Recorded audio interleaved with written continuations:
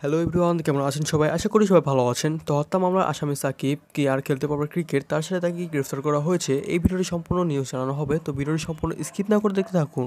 সাকিব আল হাসানের বিরুদ্ধে ডিএমপির আদাবর থানা একটি হত্যা মামলা দায়ের হয়েছে। তো সরকারি বিরোধী আন্দোলনে অংশ নিয়ে গার্মেন্টস কর্মী রুবেল নামের এক যুবক গুলিবদ্ধ হয়ে মারা যান।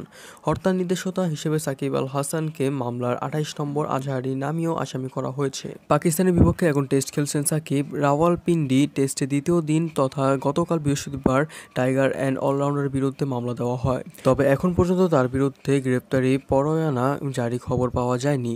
পরোয়ানা জারি হলে সেক্ষেত্রে তাকে বাংলাদেশে ফিরলে গ্রেপ্তার করতে পারে পুলিশ, যদিও তার এই মুহূর্তে দেশে ফেরার সম্ভাবনা নেই বললেই চলে। স্ত্রী পরিবার যুক্তরাষ্ট্রে বসবাস করায় পাকিস্তানের বিপক্ষে সিরিজ শেষ সেখানেই ফিরতে যেতে পারেন তিনি। এর আগে চিত্রনায়িকা নাজনীন আক্তার হ্যাপি করা ধর্ষণ মামলায় পেসার রুবেল হোসেন গ্রেপ্তার হয়েছিলেন।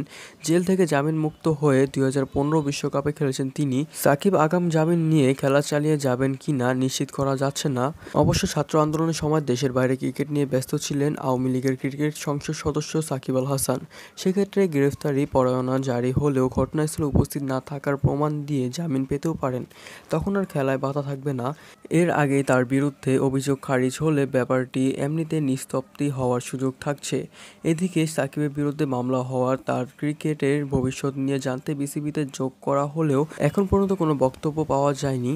তো আদাবর থানায় করা এই মামলা বাকি আসামিরা হলেন সাবেক প্রধানমন্ত্রী শেখ হাসিনা, ওবায়দুল কাদের সহ আরও 156 জন। মামলায় অজ্ঞাত আরও 400-500 জনকে আসামি করা হয়েছে। মঙ্গলবার 28 নম্বর আসামির ঠিকানা লেখা হয়েছে মোহাম্মদ সাকিব আল হাসান, সাবেক সংসদ সদস্য, পিতা মাসরুর রেজা এবং সাংসাপাড়ার নতুন বাজার ঢাক্কর মাগুরা। তো বৃহস্পতিবার 22 আগস্ট গার্মেন্টস কর্মী রুবেলের বাবা রফিকুল ইসলাম বাদী হয়ে মামলাটি দায়ের করেছেন।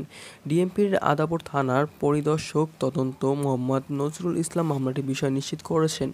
সো এভরিওয়ান, ভিডিও ভালো লাগলে চ্যানেলকে লাইক, শেয়ার অ্যান্ড সাবস্ক্রাইব করে রাখবেন। আর হ্যাঁ, এই ভিডিও সম্পর্কে আপনার গুরুত্বপূর্ণ মতামতটি আমাদেরকে কমেন্টে জানাতে ভুলবেন না। তো যে কোনো ভিডিও সবার আগে পেতে চ্যানেলটিকে বেল প্রেস করে অল করে দিবেন। তো ভিডিওটি সম্পূর্ণ স্কিপ না করে দেখার জন্য আপনাকে অনেক অনেক ধন্যবাদ।